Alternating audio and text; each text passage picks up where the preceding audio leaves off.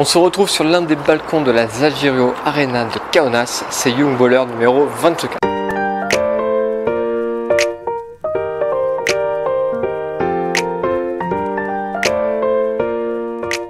On se retrouve donc au lendemain de la victoire de l'équipe de France face à la Russie pour la médaille de bronze au championnat d'Europe U18.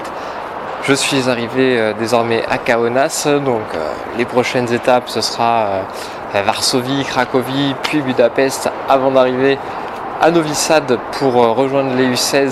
Fin de vidéo, vous aurez une petite visite de Kaunas, mais tout de suite on va revenir sur les joueurs qui ont fait ce championnat d'Europe U18 qui a qualifié l'équipe de France pour le mondial U19 l'année prochaine.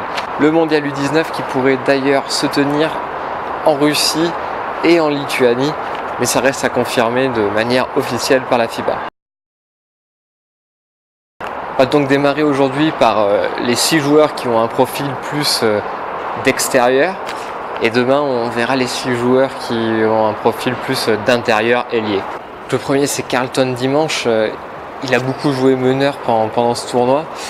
Il a montré de très grosses capacités, notamment défensives, avec un match contre le Monténégro je crois, à 9 interceptions.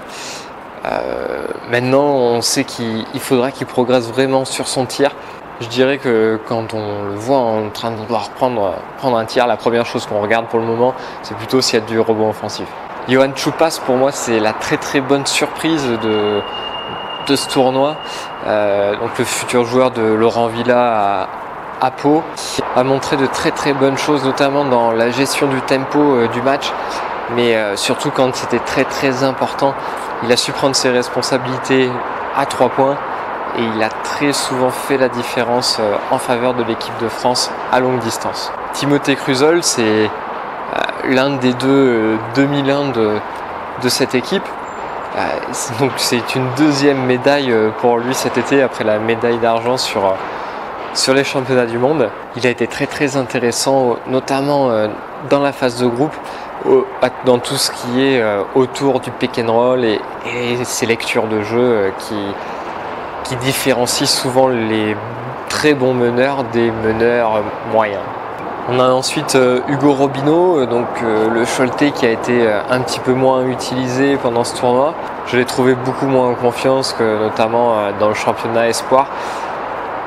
Il n'a pas eu suffisamment de temps de jeu pour montrer vraiment ses capacités pendant ce tournoi. Pour Lucas Bourris, c'est un petit peu la même chose.